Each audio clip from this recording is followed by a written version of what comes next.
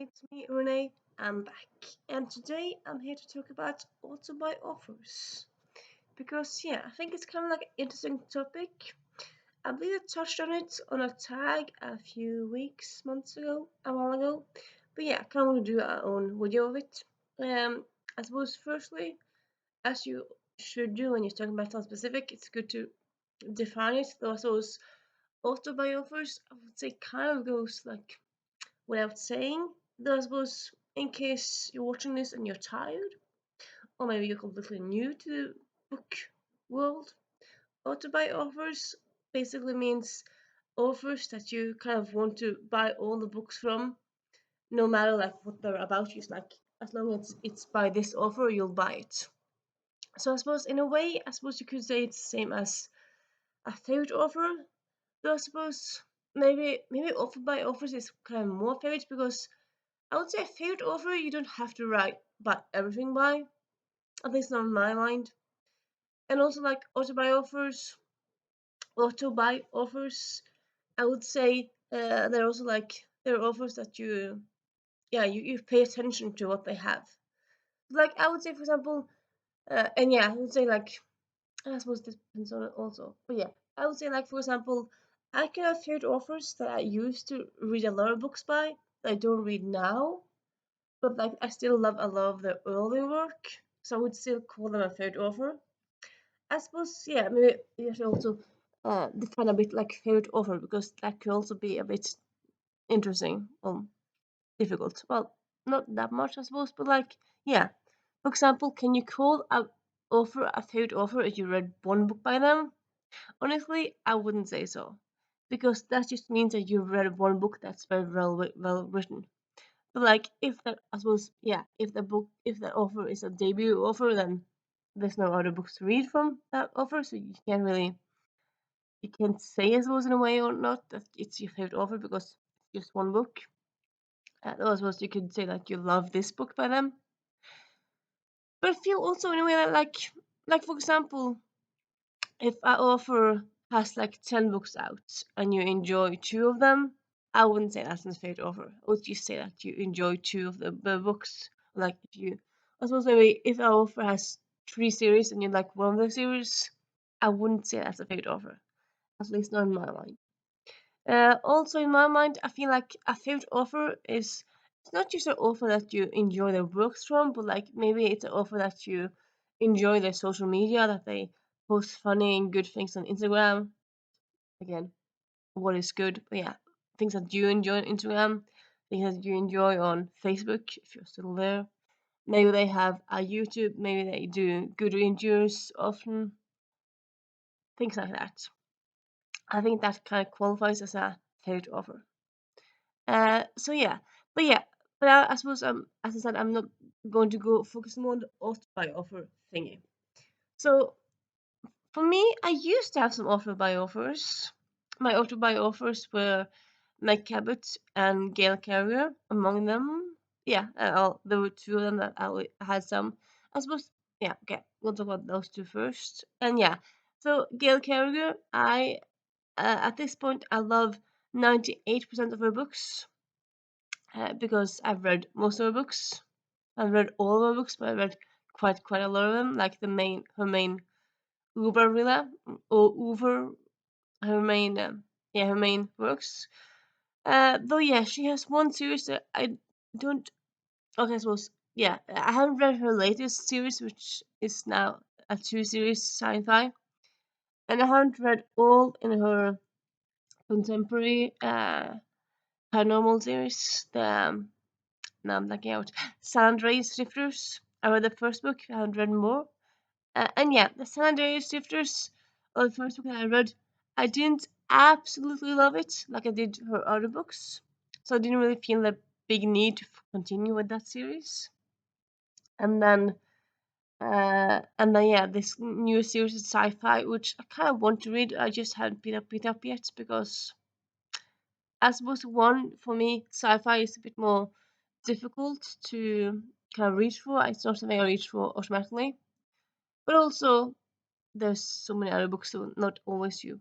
You know, it's like offer you love lots of things about. It's not always you pick them up like as soon as the same years they come out. So I had just I suppose I haven't really prioritize them. But yeah, because of the Samurai Shifters and how I didn't love the first book, I wouldn't say honestly that she's Autobuy offers and Autobuy offer and for me anymore.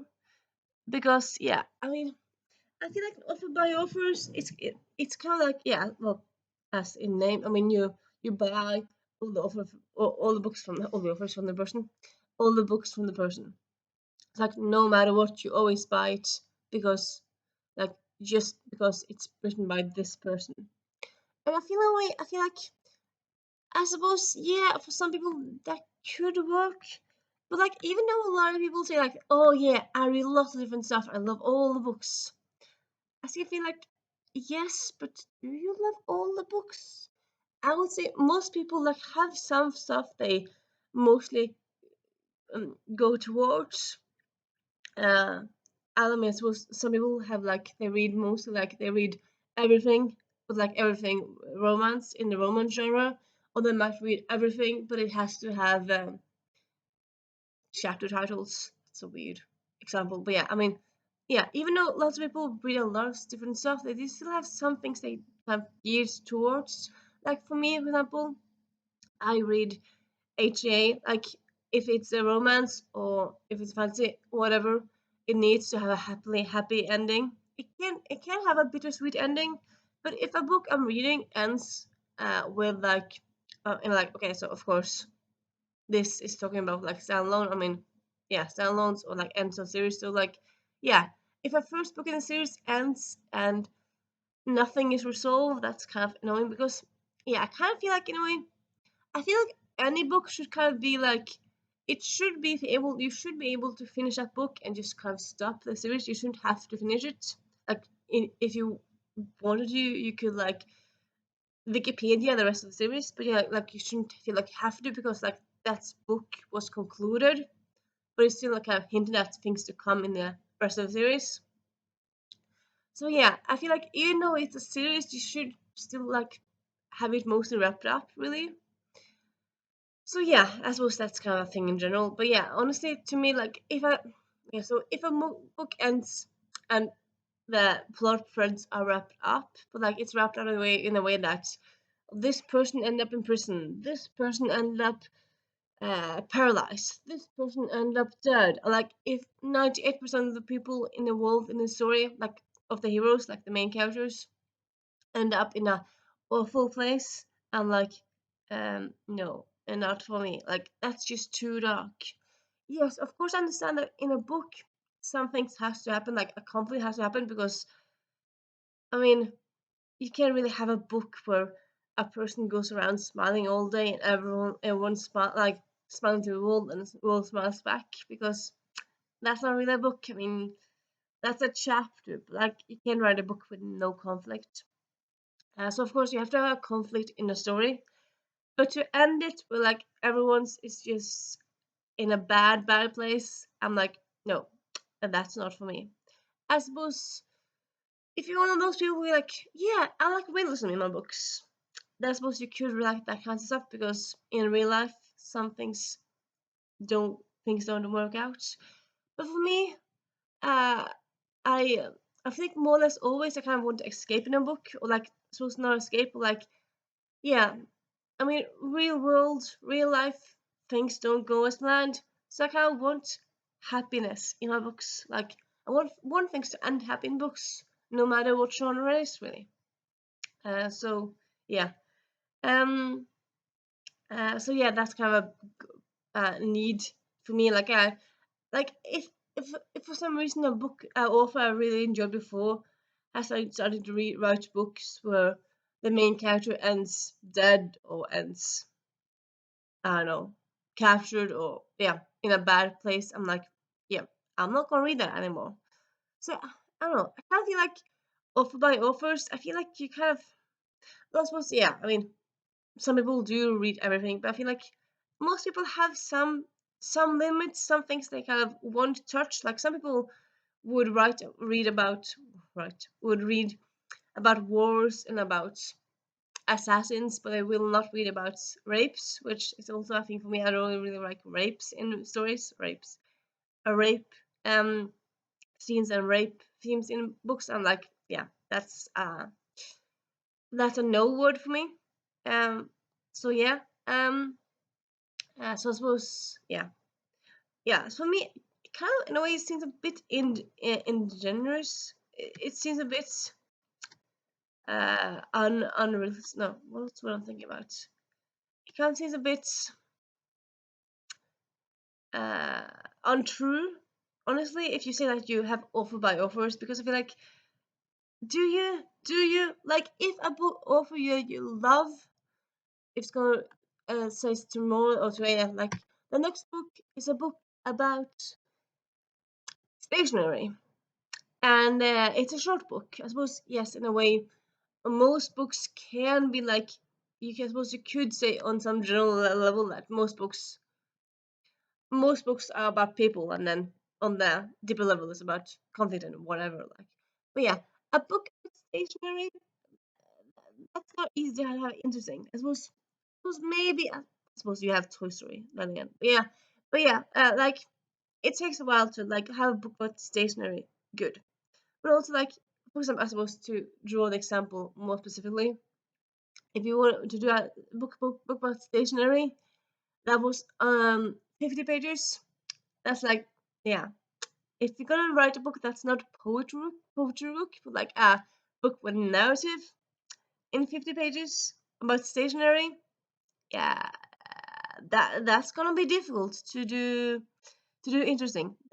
That's a hard task. So like, yeah, if your favorite author said that tomorrow, like they're writing a short book about stationery, and it's not April Fools, would you honestly, hand to God, would you be interested in that book just because of the name of the author?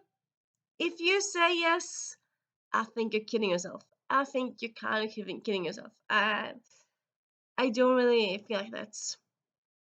I feel like that's just fooling yourself and everyone around you. That's, yeah. I feel like that's not true. You would not be interested in it. Generally, you would not be interested. I don't think so.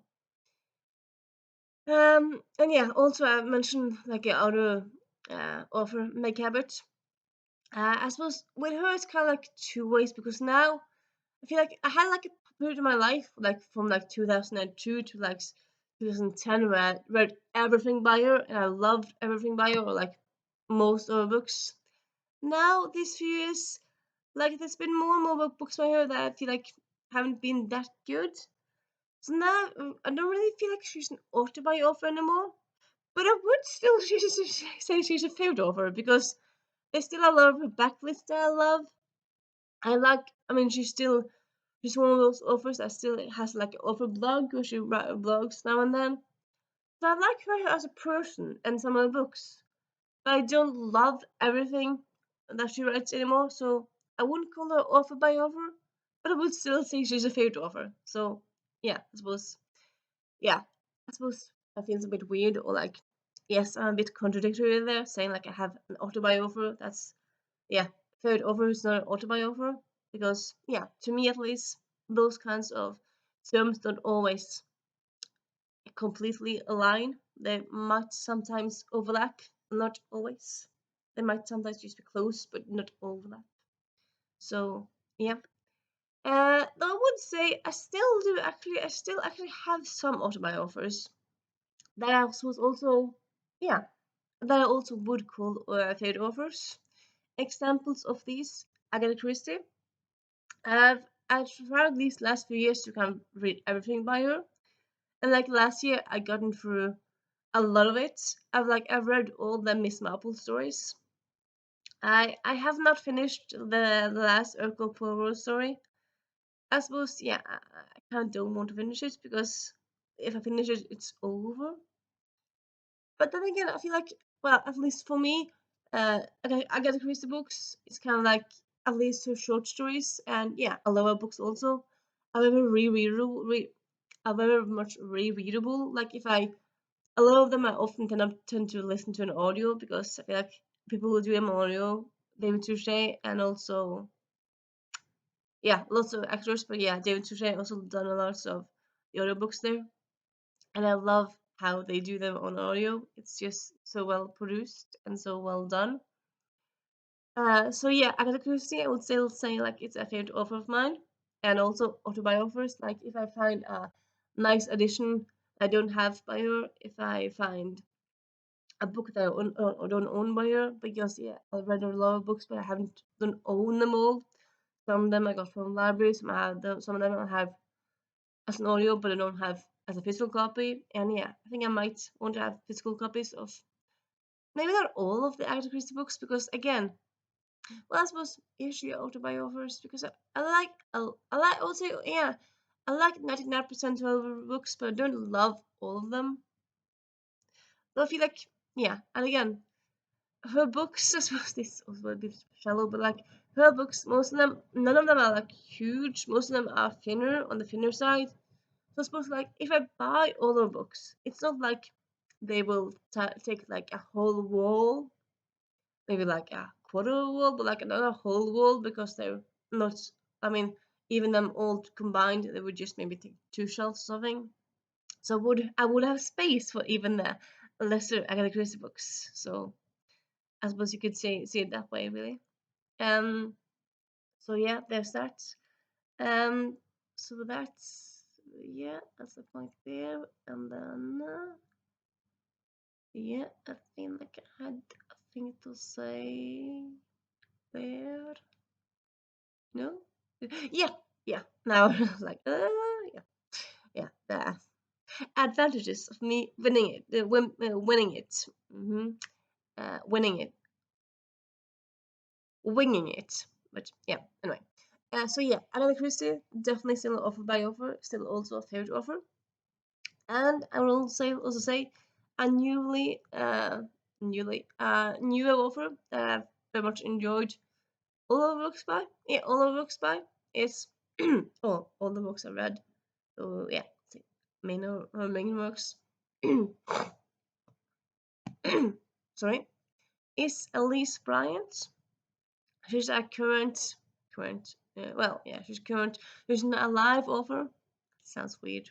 A lot of offers are alive, but then again, a lot of offers are dead, and it's not like all the offers who are dead you have read. Okay, anyway, in a post Christian, Elise Bryant is alive right now. She writes contemporary YA books, though actually her next book is an adult mystery, which sounds fun. But yeah, up until now she's written contemporary YA books. And okay, so her first book is Happily Ever After's. Second book is I don't remember the name of, sorry. But yeah, and then the third book is Delilah and Reggie's Year of Falling and of falling. Yeah, one of those two. I've listened to them all on audiobook, and I suppose yeah, part of the reason I love them is that they've done very well on audiobook. I think also like I just also love the stories in it, enough in it in themselves. And yeah, Elise Bryant, I very much enjoy her work.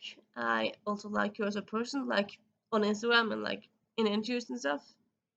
So yeah, I would like yeah. So far, well, we're read by her. I very much enjoy like wholeheartedly. So yeah, I would say this is both an offer by offer and a favorite offer, because so far I've only good experience by her. So everything by her I'm interested in.